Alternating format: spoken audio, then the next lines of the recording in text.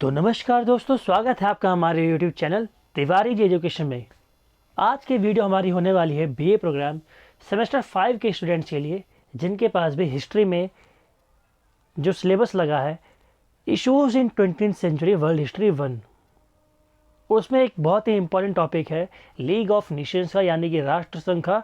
तो आज की वीडियो हम डिस्कस करने वाले हैं राष्ट्र संघ के ऊपर, क्योंकि इससे आपके एग्ज़ाम में ये क्वेश्चन आता ही आता है, चाहे वो टिप्पणी के रूप में आ जाए, क्योंकि शॉर्ट नोट्स में ये क्वेश्चन आता है। तो आपको एग्ज़ाम के अकॉर्डिंग जो आपको आंसर लिखना है, उस आंसर की फॉर्म में ही मैंने आपको ये नोट्स प्रोवाइड किए हैं। आई होप दोस्तों आपको ये नोट्स अच्छे लगेंगे। आपको मैं टेलीग्राम पे लिंक भिजवा दूंगा। टेलीग्राम आप नीचे डिस्क्रिप्शन में जाएंगे, आप लिंक ज्वाइन कर सकते हैं, ठीक है, हमारे टेलीग्राम से। ठीक है दोस्तों, चलिए स्टार्ट करते हैं वीडियो को। तो अगर हम बात करें लीग ऑफ नेशंस यानी कि राष्ट्र संघ की, तो इसकी स्थापना वर्साई की संधि द्वारा हुई थी। अब वर्साई की संधि यानी ट्रीटी ऑफ वर्साई अगर आपने पढ़ा हो, तो वर्ल्ड वॉर 1 जब एंड हुई थी 1919 में, 1919 में, तब एक ट्रीटी हुई थी, एक संधि हुई थी अंत होने के बाद, यानी कि ट्रीटी के द्वारा उसका अंत हुआ था, जिस ट्रीटी का नाम था ट्रीटी ऑफ वर्साई। ये फ्रांस के पेरिस में हुई थी। इस ट्रीटी में क्या हुआ था?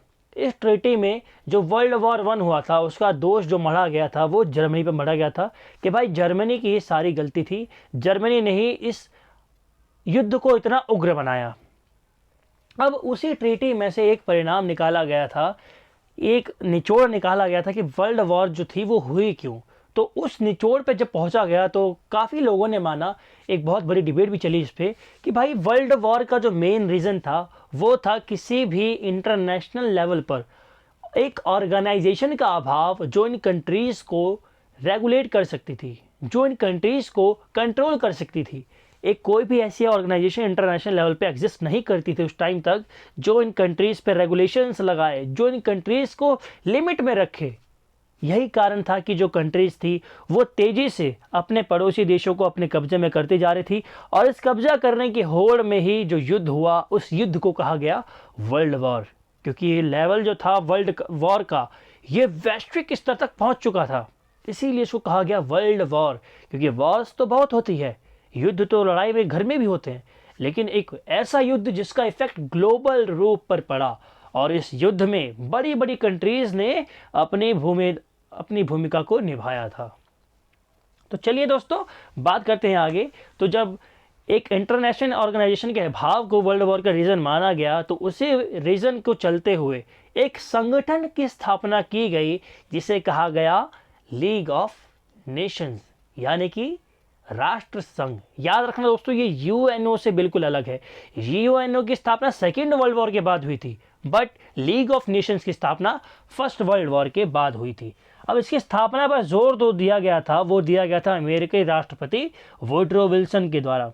वुडरो विल्सन जो राष्ट्रपति थे, इन्होंने अपना 14 सूत्री कार्यक्रम दिया था, जिस 14 सूत्री कार्यक्रम में से एक सूत्र था जो था अंतरराष्ट्रीय संगठन का होना। उन्होंने जोर दिया कि भाई इंटरनेशनल लेवल पे एक ऑर्गेनाइजेशन होनी चाहिए जो इन कंट्रीज को रेगुलेट करे, बिकॉज अगर इन कंट्रीज को लिमिट में नहीं किया गया तो एक और वर्ल्ड वॉर हो सकती है। राष्ट्र संघ की स्थापना का मुख्य उद्देश्य युद्ध को पुनः प्रारंभ किए बगैर अंतरराष्ट्रीय शांति, सहयोग और सुरक्षा को बढ़ावा देना था। क्योंकि देखिए, कभी भी वॉर होती है तो वॉर का जो मेन रीजंस होते हैं ना, वो होता है शांति का अभाव, सहयोग का ना होना देशों के बीच में, और सुरक्षा को बढ़ावा ना मिलना। इस वॉर में क्या हो रहा था? शांति नहीं थी। अब भाई वॉर जहां होगी वहां तो शांति हो ही नहीं सकती, और इस अशांति का कारण क्या था? कंट्रीज के बीच में सहयोग का ना होना। जब सहयोग नहीं था आपस में, तो एक दूसरे की सुरक्षा को खतरा था। अब इन्हीं की सुरक्षा को खतरा नहीं था, बल्कि खतरा था उन छोटी छोटी कंट्रीज को, जिन कंट्रीज को ये कंट्रीज बड़ी बड़ी कैप्चर कर रही थी, उनको अपने अधीन कर रही थी। उन कंट्रीज को इससे ज्यादा खतरा था। तो इस संगठन का उद्देश्य यही था कि अंतरराष्ट्रीय स्तर पर हम शांति की स्थापना करेंगे, सहयोग की स्थापना करेंगे और सुरक्षा को बढ़ावा देंगे। इससे कार्यकाल के पहले दशक के दौरान इसे अत्यंत सफलता हासिल हुई, जब इसने न केवल छोटे छोटे अंतरराष्ट्रीय विवादों का समाधान किया, बल्कि यह युद्ध के शरणार्थियों और युद्ध के बंदियों के कल्याण के लिए मूल्यवान सामाजिक और आर्थिक कार्य करने में भी जुटा रहा। यानी कि जब इस ऑर्गेनाइजेशन की स्थापना हुई तो उसके बाद के 10 साल इसके बहुत ही अच्छे रहे। जो 1920 से लेकर 30 का कार्यकाल था, डिप्रेशन से पहले कार्यकाल था, उस दौर में इसने बहुत से अच्छे काम किए जिन कामों की वजह से इंटरनेशनल लेवल पर वॉर नहीं हो पाई, क्योंकि कंडीशंस तो तब भी बनी हुई थी, बट इस ऑर्गेनाइजेशन ने कुछ हद तक उन कंट्रीज को लिमिट में रखा और ना केवल युद्ध को होने से रोका, बल्कि जो युद्ध में बंदी बनाए गए थे, जिन लोगों को बंदी बनाया गया था या जो लोग युद्ध के समय एक देश को छोड़कर दूसरे देश में चले गए थे, उन शरणार्थियों के लिए भी काम किया गया। क्योंकि आप जानते हैं कि पहले जब वॉर्स होती थी तो सबसे ज़्यादा जो भुगतना पड़ता था वो शरणार्थियों को और युद्ध के बंदियों को भुगतना पड़ता था। हालांकि बाद में भुगतना पड़ा। आप पढ़ेंगे जब सेकेंड वर्ल्ड वॉर हुई तो नाजी जर्मनी ने क्या किया था, जो युद्ध के बंदी थे उनको इतनी यातना दी थी जिसका जवाब नहीं है कोई। तो इसने हालांकि बहुत ही अच्छा काम किया और राष्ट्रसंघ की स्थापना 20 जनवरी 1920 को हुई थी। ये डेट आपको याद रखनी है, 20 जनवरी 1920, जिस पर H.L. फिशर ने लिखा है कि पेरिस शांति सम्मेलन में एक अंतर्राष्ट्रीय संगठन के निर्माण की विल्सन की विशेष इच्छा थी। जो वुड्रो विल्सन थे उनकी विशेष इच्छा थी कि भाई एक ऑर्गेनाइजेशन होनी चाहिए और उनके प्रयासों के फलस्वरूप ही राष्ट्रसंघ अस्तित्व में आ सका। यानी कि वुड्रो विल्सन ही वे व्यक्ति थे जिनकी वजह से जो राष्ट्रसंघ जैसा ऑर्गेनाइजेशन था जो इंटरनेशनल लेवल पर रेगुलेट कर सकता था, वो ऑर्गेनाइजेशन आ सका। ये कहते हैं H.L. फिशर। विल्सन ने 8 फरवरी 1918 को एक 14 सूत्रीय कार्यक्रम विश्व के सामने प्रस्तुत किया था, जिसके आधार पर ही एक अंतर्राष्ट्रीय संगठन के निर्माण पर जोर दिया गया था। ठीक है दोस्तों, और वही संगठन था लीग ऑफ नेशंस, यानी कि LON। अब राष्ट्रसंघ के बारे में पढ़ लेते हैं। भाई राष्ट्रसंघ के अंग क्या क्या थे, इसके मेन ऑर्गन्स क्या क्या थे। तो इसके मेन ऑर्गन्स तो 3 थे, बाकी हम डिस्क्रिप्शन में उसका अच्छे से उसको डिस्क्रिप्टिव रूप में अध्ययन कर रहे हैं। ठीक है, राष्ट्रसंघ में आरंभ में 42 सदस्य राष्ट्र थे, यानी कि जो उस पर सिग्नेचर किया था जिन कंट्रीज ने, वो कंट्रीज थी 42 कंट्रीज, जो उस समय बढ़कर 55 हो गए थे। ठीक है, जब जर्मनी को इसके सदस्य के रूप में शामिल किया गया था, जिसने बाद में सदस्यता त्याग दी, कहा भाई ये जो कंट्री है, ये जो ऑर्गेनाइजेशन बना है, इस पर तो अमेरिका की मोनोपोली है, अमेरिका का इस पर एकाधिकार है, अमेरिका ही इसका लीडर बन रहा है, मेन अमेरिका ही हम पे दबाव डाल रहा है। ठीक है, तो उसके बाद क्या किया, जर्मनी ने एग्जिट कर लिया। राष्ट्रसंघ के प्रमुखता 3 अंग थे। पहला, अब थे, ये देख रहे हो यहाँ पे थे, ये थे क्यों है भाई, ये अब नहीं है, ये एग्जिस्ट नहीं करता, इसका रूप ले लिया है अब UNO ने, यानी कि यूनाइटेड नेशंस ऑर्गेनाइजेशन है, संयुक्त राष्ट्र संघ ने। पहले ये राष्ट्र संघ था, अब संयुक्त राष्ट्र संघ है। इसके जो प्रमुख अंग हैं वो 3 हैं, सभा, परिषद और सचिवालय। अब सभा का काम क्या है, सभा, इसमें उन विभिन्न राज्यों के प्रतिनिधि शामिल थे जो संघ के सदस्य देश थे, यानी कि जिन्होंने भी राष्ट्र संघ को अपनाया था, जो भी इसके मेंबर कंट्रीज बने थे, वो सारे कंट्रीज के ही लीडर्स सभा में आते थे। हर कंट्री से एक एक उनका रिप्रेजेंटेटिव, यानी कि प्रतिनिधित्वकर्ता आता था।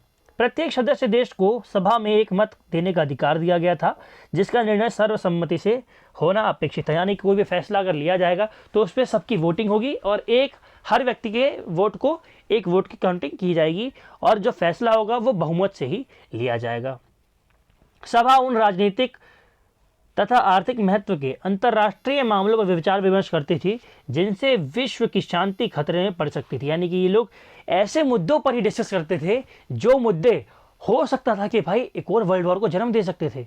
तो उन संभावनाओं को कम करने के लिए ये ऐसे मुद्दों को उठाते थे जिन मुद्दों का वैश्विक स्तर पर महत्व था। यह सदस्यों को उन संधियों के संशोधन के प्रश्न पर पुनः विचार करने की सलाह देते थे जो समय बीत जाने और परिस्थितियों के परिवर्तन के कारण लागू नहीं हो पाती थी। यह परिषद के कार्य का पर्यवेक्षक भी करती थी, यानी कि परिषद क्या काम कर रही है उस पर भी ये लोग निगरानी रखते थे। अब परिषद का काम क्या था, तो यह राष्ट्रीय संघ की कार्यकारिणी के रूप में कार्य करता था, यानी कि जो भी फैसले कार्यकारिणी एग्जीक्यूट किए जाते थे वो फैसले कौन करता था, वो परिषद का काम होता था। इसके 4 स्थायी सदस्य थे, ब्रिटेन, फ्रांस, जापान और इटली। यानी कि भाई देख रहे हो, संघ किसने बनाया, अमेरिका ने, USA ने, और वही इसमें परमानेंट मेंबरशिप नहीं रखता था।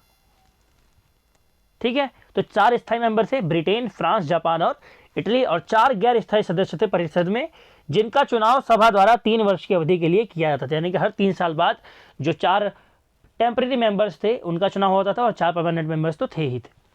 11 स्थायी सदस्यों की संख्या 1926 तक बढ़कर 9 हो चुकी थी।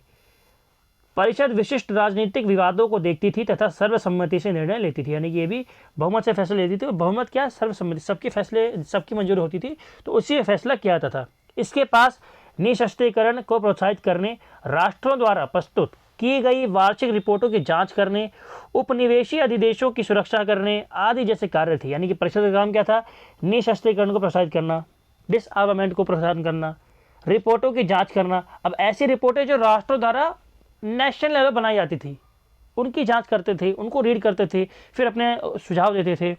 उपनिवेशी अधिदेशों की सुरक्षा करना, जो कॉलोनीज बनाई गई थी, जो कॉलोनर्स थे, जो कॉलोनीज अपनी स्टैब्लिश कर रहे थे, अपने अपने अधिदेशों को स्थापना कर रहे थे, कब्जा कर रहे थे, उनकी निगरानी करना कि भाई कोई देश कब्जा ना करे, दोबारा किसी को अपनी कॉलोनी ना बनाए। इसकी निगरानी कौन कर रहा था, राष्ट्र संघ।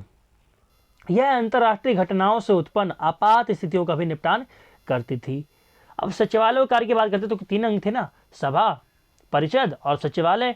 सचिवालय का काम क्या था भाई, देखो सचिवालय जो था वो कहाँ पे स्थित था, जिनेवा में, और यूएनओ का भी सचिवालय भी कहाँ पे है, जिनेवा में ही है, आई थिंक न्यूयॉर्क, जहाँ समस्त कागजी कार्रवाई का निष्पादन होता था। यानी कि जो भी कागजी डॉक्यूमेंट्स के काम थे वो सारे के सारे कहाँ होते थे, सचिवालय में। इसमें 15 विभाग थे जो प्रशासनिक कार्यों और समस्याओं का निपटारा करते थे। इसके 2 महत्वपूर्ण निकाय थे, अंतर्राष्ट्रीय न्यायालय और अंतर्राष्ट्रीय श्रम संगठन ILO। अब देखो ये जो दोनों ऑर्गेनाइजेशंस है ना, ये अभी भी एग्जिस्ट करते हैं। यानी कि ये दोनों organisation ICJ international court of justice और ILO इंटरनेशनल लेबर ऑर्गेनाइजेशन, ये दोनों ही ऑर्गेनाइजेशंस अभी भी एग्जिस्ट करती हैं। भले ही जो राष्ट्र संघ है वो समाप्त हो गया हो, लेकिन ये दोनों ऑर्गेनाइजेशंस इसी राष्ट्र संघ की देन थी। अंतर्राष्ट्रीय न्यायालय यह हेग में स्थित है, स्विट्जरलैंड के हेग में, जिसकी स्थापना फरवरी 1922 में की गई थी तथा राष्ट्र संघ के विघटन के पश्चात इसका विलय यूएनओ में हो गया था। ठीक है, ये यूएनओ के अंदर अब आता है, पहले राष्ट्र संघ के अंदर आता था, अब संयुक्त राष्ट्र संगठन के अंदर ये आता है। अंतर्राष्ट्रीय श्रम संगठन, अगर ILO की बात करें तो यह तकनीकी रूप से राष्ट्र संघ का हिस्सा नहीं था, पर इसकी स्थापना भी वर्साई की संधि में ही की गई थी। इसमें श्रम विधानों पर जानकारी एकत्र और प्रकाशित की जाती थी। इसमें क्या काम होते थे, इंटरनेशनल लेवल पर जो लेबर्स के लॉज बनाने हैं, कोई मुद्दा है उसको डिस्कस करना है, ये सब कार्य ILO में किए जाते हैं, अभी भी होते हैं। ठीक है, अब इसकी स्थापना के उद्देश्य क्या थे, इन पर भी चर्चा कर लेते हैं। तो राष्ट्र संघ के उद्देश्य इसकी संविदा की प्रस्तावना में निहित थे। अब देखो जैसे हमारे देश का कॉन्स्टिट्यूशन होता है, संविधान, ऐसे ही हर ऑर्गेनाइजेशन का अपना एक कॉन्स्टिट्यूशन होता है। जैसे यूएनओ का भी चार्टर है, तो इसका भी एक चार्टर था, संविदा। इसकी प्रस्तावना में ही इसके उद्देश्यों को लिखा गया था, बताया गया था, जो निम्नलिखित प्रकार से थे। पहला, अंतर्राष्ट्रीय शांति और सुरक्षा की स्थापना करना। ठीक है, पहला उद्देश्य क्या था भाई, इंटरनेशनल लेवल पर पीस को स्टैब्लिश करना, शांति को स्थापना करना, ताकि दोबारा कोई वर्ल्ड वॉर ना हो सके, और सम्मान के आधार पर अंतर्राष्ट्रीय संबंधों के विकास द्वारा भावी युद्धों को टालना। ठीक है, हर देश के अपने अपने भाई सम्मान होते हैं, उनको किसी को ठेस ना पहुंचे। ठीक है, विश्व के राष्ट्रों के बीच, दूसरा क्या था इसका उद्देश्य, विश्व के राष्ट्रों के बीच भौतिक व मानसिक सहयोग को प्रोत्साहन देना, जिससे मानव सुखी व समृद्ध बन सके। ठीक है, इंटरनेशनल लेवल पर कोऑपरेशन को महत्व देना, सहयोग को बढ़ावा देना। अब कैसा सहयोग, मानसिक सहयोग भी। ठीक है, आपको एक दूसरे के खिलाफ भड़काना नहीं है, क्योंकि आप देखेंगे कोई भी वॉर जो होती है ना, वो हमेशा आइडियोलॉजी के कारण होती है। ज़्यादातर टाइम हिंदू मुसलमान से लड़ रहा है, क्यों, दोनों की आइडियोलॉजीज अलग हैं। मुस्लिम क्रिश्चियन से लड़ रहे हैं, क्यों, दोनों की आइडियोलॉजीज अलग हैं। एक देश दूसरे देश से लड़ रहा है, फिलीपींस लड़ा भाई यूक्रेन, फिलीपींस लड़ा इजराइल से, क्यों, दोनों की आइडियोलॉजीज अलग है। यूक्रेन लड़ रहा था अभी रशिया से, दोनों की आइडियोलॉजीज अलग है। ठीक है, दोनों के जो लीडर्स हैं वो कुछ और सोचते हैं, कोई कब्जा करना चाहता है तो कोई डिफेंस कर रहा है। तीसरा उद्देश्य क्या था, पेरिस शांति सम्मेलन द्वारा राष्ट्रीय स्थापित व्यवस्था को कायम करना। यानी कि जो पेरिस पीस कॉन्फ्रेंस थी, सम्मेलन था, उसके बाद जो शांति की स्थापना की जानी थी भाई, उसको स्थापना की जा सके, कायम रखा जा सके। ठीक है, शांति को बरकरार रखा जा सके, कोई युद्ध ना हो पाए, इसका उद्देश्य ये था। चौथा, विश्व में शांति की स्थापना करना। ठीक है, अब देखिए, अब राष्ट्र संघ की स्थापना तो की गई, इसकी उपलब्धियां क्या थी। इसकी अचीवमेंट्स क्या क्या थी। राष्ट्रसंघ ने अपने जीवन काल में लगभग 70 विवादों का कुशलतापूर्वक समाधान किया था। शांति स्थापना के उद्देश्य से स्थापित इस संस्था ने अनेक महत्वपूर्ण उपलब्धियां हासिल की थी, जिनमें से प्रमुख हैं, पहला, ऑलैंड द्वीप समूह। ऑलैंड द्वीप समूह में क्या हुआ था? ये द्वीप समूह स्वीडन और फिनलैंड के बीच स्थित थे, जिन्हें 1809 में रूस ने हत्या लिया था। ठीक है, रूस ने क्या किया था? इन देशों पर कब्जा कर लिया था, इन आइलैंड्स पर कब्जा कर लिया था। 1917 में फिनलैंड ने आज़ादी की घोषणा कर दी, जिसे स्वीडन ने माना, परंतु अब दोनों ने ऑलैंड द्वीप समूह पर दावा किया। भाई देखो, पहले इन दोनों के अंडर आते थे, फिर ये दोनों किसके अंडर आते थे? रशिया के। जब ये दोनों इंडिपेंडेंट हो गए, दोनों ने क्या किया? भाई ये हमारा है, वो कहते ये हमारा है। स्वीडन कहता भाई ये द्वीप हमारा है, ऑलैंड कहता ये द्वीप हमारा है। परंतु यह मामला जब संघ के पास गया, जिसने फैसला सुनाया फिनलैंड के पक्ष में, उसने कहा भाई जो फिनलैंड है ये आइलैंड इसी के अंतर्गत आता था, क्योंकि इसी से इसकी बाउंड्री लगती है। ठीक है, अब देखो इसने जो इसने समाधान किए ना, वो बहुत ही विवादित भी थे, बहुत ही उन पर डिबेट भी की गई कि ये एक पक्षी क्यों फैसले देता है। आप ज़्यादा टाइम इसको देखेंगे कि ज़्यादा टाइम इसने ऐसे फैसले सुनाए जहाँ पे रशिया की कुछ ना कुछ इन्वॉल्वमेंट थी, कि रशिया को बैकफुट पर धकेलना था। दूसरा, मासूल सीमा विवाद। लुसाने की संधि में यह बंद किया गया था। जो लुसाने की संधि हुई थी, किसके बीच में हुई थी? तुर्की और ब्रिटेन के बीच में। इसको कभी विस्तार से डिस्कस करेंगे कि संधि में क्या हुआ था। हालांकि आपको इस पेपर में आपको इसका डिस्कशन नहीं करना है, तो आपको मैं भटकाऊंगा नहीं, ठीक है, मुद्दे से। लुसाने की संधि में ये बंद किया गया था कि इराक से तुर्की को अलग करने वाली सीमा रेखा तुर्की और ब्रिटेन के बीच मैत्रीपूर्ण तरीके से निर्धारित की जानी चाहिए। यदि 9 माह के भीतर कोई सहमति नहीं बनती है तो मामला किसके पास जाएगा? राष्ट्रीय संघ के पास। क्या था भाई, जो लुसाने की संधि हुई थी ना, उसमें एक फैसला किया गया था कि इराक से तुर्की को अलग करने वाली जो सीमा है, उस रेखा तुर्की और ब्रिटेन के बीच में महत्वपूर्ण तरीके से निर्धारित की जानी चाहिए। यानी कि जो रेखा है वो तुर्की और ब्रिटेन के बीच में एक ऐसे प्रकार से लाइन बनाई जाए कि भाई दोनों को बराबर बराबर मिले। अगर दोनों नहीं मानते हैं तो ये फैसला किसके पास जाएगा? राष्ट्रसंघ के पास। और राष्ट्रसंघ के पास जाता भी है। दोनों ही राष्ट्रों ने मौसूल प्रांत पर दावा किया, जिसमें समृद्ध तेल के भंडार थे। अब देखो, दोनों ही देश दावा क्यों कर रहे थे? क्योंकि यहाँ पे क्या था? मिनरल्स थे, और दोनों ही देश उन मिनरल्स पर कब्जा करना चाहते थे। क्योंकि भाई जिसके पास जितने रिसोर्सेज हैं, जितने मिनरल्स हैं, उतना वो देश समृद्ध है। संघ ने निर्णय लिया कि ब्रसेल्स रेखा तुर्की और इराक के बीच में एक स्थायी सीमा होगी, और मौसूल में कुर्द अल्पसंख्यकों को स्थानीय कुर्द अधिकारियों की नियुक्ति करने की गारंटी प्रदान की जाएगी। ब्रिटेन और इराक ने निर्णय माना, किंतु तुर्की ने इससे इनकार कर दिया। देख रहे हो, ब्रिटेन और इराक ने तो मान लिया, लेकिन तुर्की क्या बोला? भैया ये फैसला तुम हमारे पक्ष में सुना ही नहीं रहे, हमें तो कुछ मिल ही नहीं रहा। जब तुर्की ने सोवियत संघ से अपनी घनिष्ठता बढ़ानी आरंभ कर दी, तो ब्रिटेन ने तुर्की के साथ इस क्षेत्र में समझौता किया। अब देखो, ज़्यादातर जो फैसले थे ना, हर बार आप देखोगे तुर्की क्या था? तुर्की वेस्टर्न कंट्रीज के साथ में अपना कॉपरेशन नहीं बनाया था, इसीलिए इसको बैकफुट पर धकेला जा रहा था। लेकिन जब इसने कॉपरेशन बनाना स्टार्ट किया तो दोनों के बीच में मुद्दा सुलझने लग गया था। ठीक है, यहाँ पे आप देखेंगे, यहाँ भी आइडियोलॉजिकल गेम चल रही थी राष्ट्रसंघ के भीतर भी।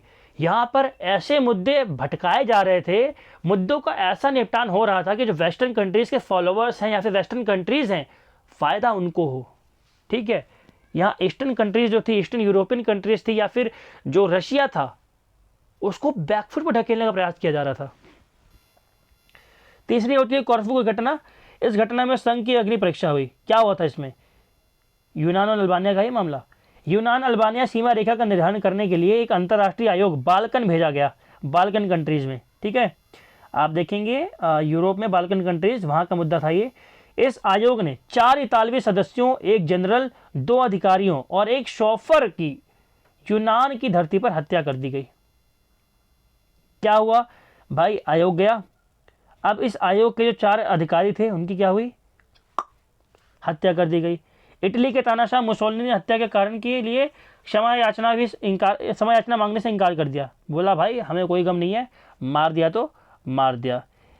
अब क्या हुआ? जो राष्ट्रसंघ के पास मुद्दा गया, तो राष्ट्रसंघ ने क्या किया? इटली के कॉर्फू द्वीप समूह पर कब्जा कर लिया। ठीक है, तो ये सब मामले थे जो इसके अचीवमेंट्स के तौर पे गिने जाते हैं। हालांकि इसके जो फैसले थे ना, वो बहुत ही डिबेटेबल थे। इसने ऐसे फैसले सुनाए जो वेस्टर्न कंट्रीज के फेवर में थे, और जो वेस्टर्न कंट्रीज के फॉलोअर्स कंट्री नहीं थी, उनको इसमें खामियाजा भुगतना पड़ा। क्योंकि वेस्टर्न कंट्रीज चाहती थी कि उनका मुद्दा कहाँ पे जाए? राष्ट्रसंघ में जाए, और राष्ट्रसंघ तो अपना है ही। ठीक है, तो आई होप दोस्तों आपको सारे टॉपिक्स आपके क्लियर हो गए होंगे। इस टॉपिक से रिलेटेड जितने भी आपके इश्यूज़ थे सारे क्लियर हो गए होंगे। हालांकि एक इसमें आपको एक और पॉइंट ऐड कर सकते हैं, अगर आपको करना हो तो इसकी आलोचना कर सकते हैं आप, ठीक है। एक अच्छा आंसर आपको लिखना है तो उसकी आलोचना भी आपको करनी जरूरी होगी, ठीक है। बाकी आपकी मर्जी, आप इतना भी आंसर लिखें, शॉर्ट नोट्स में आपके ये आंसर भी काम करेगा। बट अगर लॉन्ग क्वेश्चन आ जाए इस पर तो आप एक एक्स्ट्रा पॉइंट ऐड कर देना आलोचना का। और आलोचना क्या करनी है आपको पता है ना, पूरे लेक्चर के दौरान आलोचना के बीच में बोली दी है, ठीक है दोस्तों। तो आई होप दोस्तों आपको हमारी आज की वीडियो पसंद आई होगी। अगर आपको वीडियो पसंद आए तो लाइक शेयर कमेंट जरूर करें, अपने दोस्तों को ये वीडियो शेयर भी कर दें और हमारे चैनल को सब्सक्राइब कर दें, ताकि आपके जितने भी एग्जाम से रिलेटेड डाउट्स हैं वो सारे आपके क्लियर हो जाए, ठीक है दोस्तों। आज की वीडियो में इतना ही, मिलता है अगली वीडियो में। जय हिंद, जय भारत।